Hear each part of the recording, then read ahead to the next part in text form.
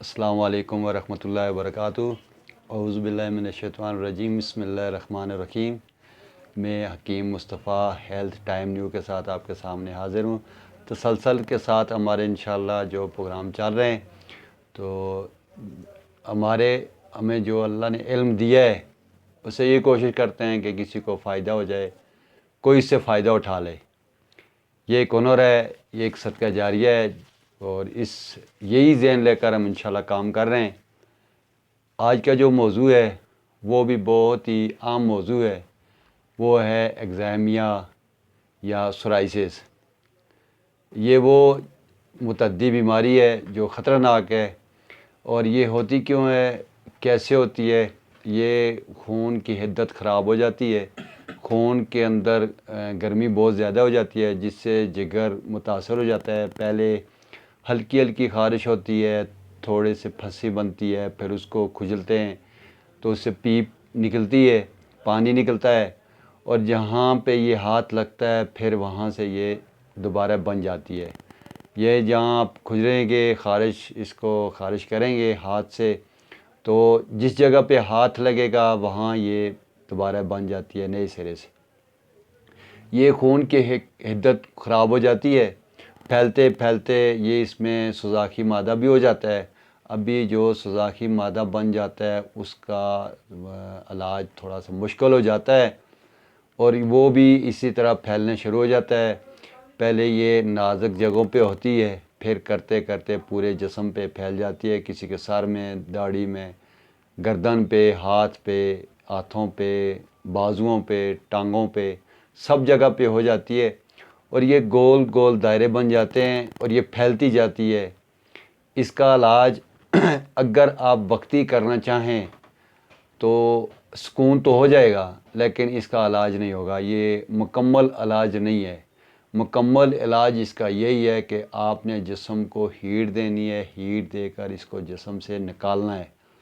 اگر وقتی طور پہ آپ نے اس کو ٹھیک کرنا ہے تو اس میں آپ نے ٹھنڈی مرہم لگانی ہے، یہ جو چیز ٹھنڈی ہوگی وقتی طور پہ آپ کو سکون ہو جائے گا، لیکن اس کا علاج نہیں ہے۔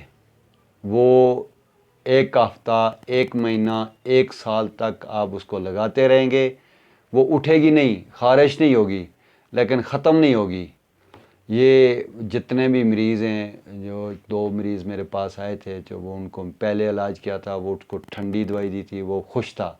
ابھی جب اس کا علاج شروع کیا تو وہ تڑپنے لگ گیا، اس نے کہا یہ بہت تکلیف ہوتی ہے، ہمیں وہ ٹھنڈی دوائی دے دیں، ختم بے شک نہ ہو، لیکن ہمیں سکون چاہیے۔ یہی تو ہماری غلطی ہوتی ہے، تھوڑی بہت اگر تکلیف کر لیں، برداشت کر لیں تو ساری زندگی تکلیف سے بچ سکتے ہیں۔ اس میں سب سے پہلے یہ ہے کہ بادی چیزیں ٹوٹل بند کرنی ہوں گی، چاول، موٹا گوشت، دال ماش، ایسی جتنی بھی چیزیں ہیں یہ آپ کو مکمل اس سے پرہیز کرنا پڑے گا۔ اور اس کے لیے علاج کیا ہے؟ آپ نے لینی ہے سنا مکی، لینی ہے 80 گرام، نشادر لینی ہے آپ نے 20 گرام، سنڈ لینی ہے آپ نے 50 گرام، اور اس کے ساتھ فلفل سیاہ کالی مرچ لینی ہے آپ نے 10 گرام۔ سنا مکی کو آپ نے صاف کرنا ہے، اس کے ڈوڈے، اس کے تنکے اس سے نکالنے ہیں، اس کو بالکل صاف کرنا ہے، صاف کر کے آپ نے باریک پیسنا ہے۔ باریک پیس کر کے آپ نے اس کو 1 ماشا سے 3 ماشے تک خوراک کھانی ہے۔ یہ تنگ کرے گی، یہ شروع میں آپ جب کھائیں گے آپ کے جسم میں جلن محسوس ہوگی، دماغ پہ بوجھ بھی آ جائے گا، لیکن اس سے آپ کو پیچس لگیں گے۔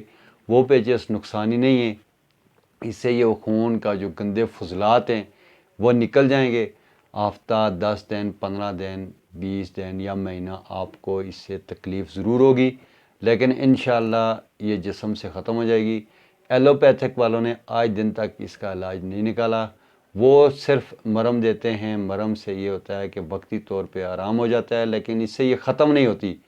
ختم کا واحد حل یہی ہے کہ آپ اس کو اندر سے خارج کریں، آپ کے جو خون کی حدت ہے، جو خون کی بگڑاؤ ہے، وہ ختم ہو جائے گا۔ وہ کیسے ہوگا کہ وہ پیخانے کے ذریعے فضلات، اس کے گندے فضلات جو کتنے جراثیم، وہ سارے فضلات کے ذریعے نکل جائیں گے۔